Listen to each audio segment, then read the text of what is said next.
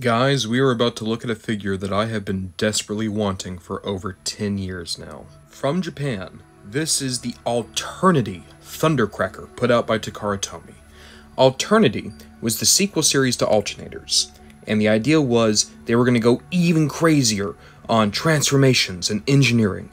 Alongside that, they were going to include characters that were never made in Alternators like Bumblebee, Cliffjumper, Megatron, and the Seekers. Out of all of them, the Seekers tend to be the most infamous group because the Seekers are supposed to be jets, and now they turn into cars, and yet their robot modes still invoke their traditional kibble, which means they have jet wings as robots despite turning into cars. Now, they did Starscream, Skywarp, and Thundercracker. One day, I would like to get the Skywarp just to pair up with this beautiful guy, but Thundercracker was the only Alternity figure I've always wanted. He always goes for a little bit of money for what he is, but I'm just so happy to finally have him in hand. As you can see here on the box, you have this great render of him. You have down here the car. It is the Mitsuko Orochi. This is a licensed car, just like the Alternators always were. Here on the side, you just have the line. And then here on the back, you can see car mode, robot mode, and a lot of the gimmicks. Face, rear, top view, transform. Pretty cool. Everything else here is written in Japanese. I'm afraid I don't personally speak the language, but let's actually take a look at this guy. When you open the box, you get these two roadmap looking things. So the first thing is this big black parchment, and as you can see, this is a prose story. This is telling you the fiction of Alternity. Go look on TF Wiki, it gets wild, but there's not much here I can actually read. Alongside that, if you look on the back, this is also the transformation instructions, which is strange, because this is also the transformation instructions. And looking at it, boop, boop, boop, boop, boop, boop, boop. If I can get it unfolded, there we are. It is basically just the same stuff, only this time it's also showing you the gimmicks, and there's no prose on the back of this one. So they basically just gave you two different sheets of directions, and one is a little bit more detailed, which is, you know, interesting. And then you have the car mode. Keep in mind, this was a sports car that was available in Japan at the time, but it is so alien looking. It's like a Bentley if Bentleys were produced on Mars or something. You can even see they have like snake eyes in the headlights. But yes, I love how this car looks. I remember when this figure came out, it was very divisive. People just weren't feeling this design for a car. And don't get me wrong, in real life, I would never want a car like this. But for a big, dumb robot toy, this is a great vehicle mode. It's like obviously alien and evil. It's cool. But it's also just covered in this wonderful metallic electric blue with so many hits of silver along the hood, here in the grille. They've even painted the yellow high beam lights of the headlights. You have the silver rims.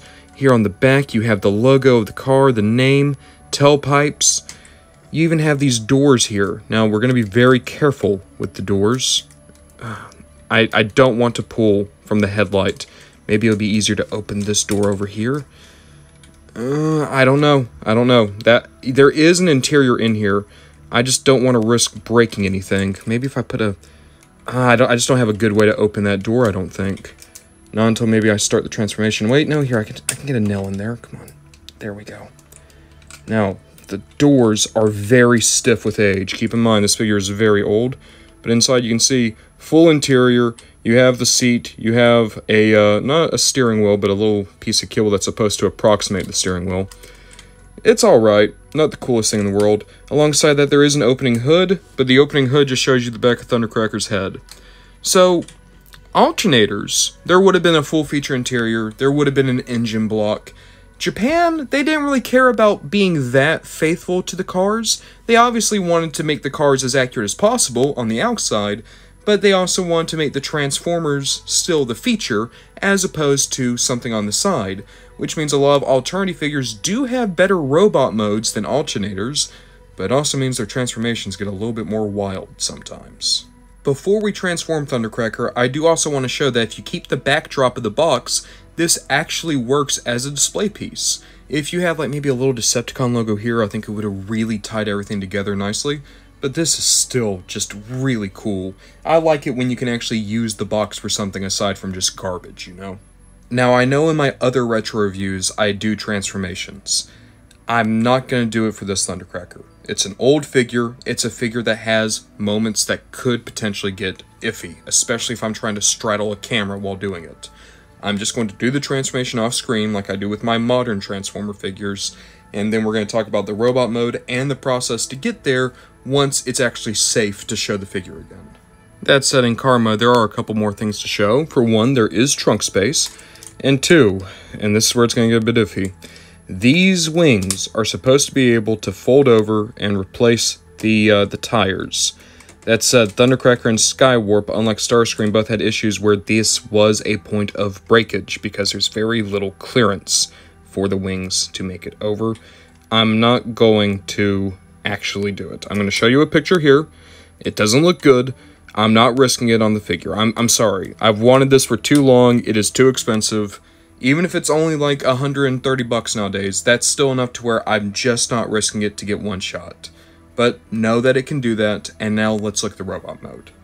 In truth, Thundercracker's transformation isn't a terrible one, but there are multiple points where things are having to move past each other, you can feel plastic stressing, and a handful of ratchet joints scared me to the point where I was convinced I had broken the figure, and only realized too late that no, it's just an old figure, and the ratchet joints sound a bit stiff. But you can't deny, this is a beautiful robot. That striking blue paint job, the wonderful head sculpt with the slight hits of purple that work just perfectly with this blue, the small Decepticon logo on the belly button / upper crotch, depending on what you want to call that. This is all just so striking. And it's kind of funny to remember this is the car Thundercracker, and yet you still have the big pylons and wings that you would normally associate with the Seekers here. Articulation's an absolute delight as well. We have a ball joint at the head. Alongside that, you have a universal joint at the shoulder that is impaired by the shoulder armor. We'll talk about that in a minute. You have an upper arm cut, a good single elbow, a ball joint at the wrist, nothing in the waist, but the hips, listen to this. Side to side, buttery smooth, but then back and forth. Very tight ratchet joint. Be aware of that. We have technically a double jointed knee if you use a transformation joint, but it's only properly a single jointed knee. And then we have a ball joint down here at the ankle, and the toe can go in or out. Now you might notice there is a lot of kibble on this guy, and unfortunately a lot of it does not click in place. The wing backpack I love so much, it floats there. The shoulder pylons I love so much, they float there too. They get in the way of the articulation a lot, they get shaken out of place. And also, the kibble that does have a place to go, the side armor, also impairs the legs. Alongside that, the ball joints for ankles are going to be a problem. Already, with this figure being brand new, I can feel it starting to get loose down there, just because old ball joints, regardless of how well used or underused they've been, they just don't tend to hold up when they have to support the entire weight of a figure above them, especially a figure that uses die-cast. And yet, even with all those glaring issues that would annoy me on any other figure, I just don't have it here. Maybe it's because I've been waiting for this figure for so long, or maybe it's just the sheer presence of this figure and its beautiful paint job really do mask some of the ugliness of the engineering. It might be a testament to just how important appearances can be to make a figure feel premium, even when the engineering is not exactly an all-star. This figure is fragile. It has poor engineering choices. The vehicle mode isn't for everyone. It is going to eventually become a loose joint mess. But I still love it. I still love it. I transformed it and paint chipped off, and I had all these moments where I was convinced, oh, this is where the review's gonna get really angry. But it's just not happening. The figure makes me happy. Maybe that's 10 years of expectations, or maybe it's just my love of the character, maybe it's my love of this concept. I don't know if I would recommend Alternity Thundercracker. In fact, I'd go so far as to say is absolutely, I wouldn't recommend this figure unless you're just really taken with the look like I am. But I'm so happy this toy exists. And I'll be honest, yeah, I still want to pick up that Skywarp to go with Thundercracker, because I think this is unique enough, and I like these characters enough, that I'm into this more out there figure that had such lofty expectations and aspirations, and didn't quite hit them. This is a beautiful figure, one that would make any collection a little bit better just for its sheer presence alone. But its foundation is rocky. Make your own decision. This is a very expensive toy for what it is. At the same time, what it is gorgeous.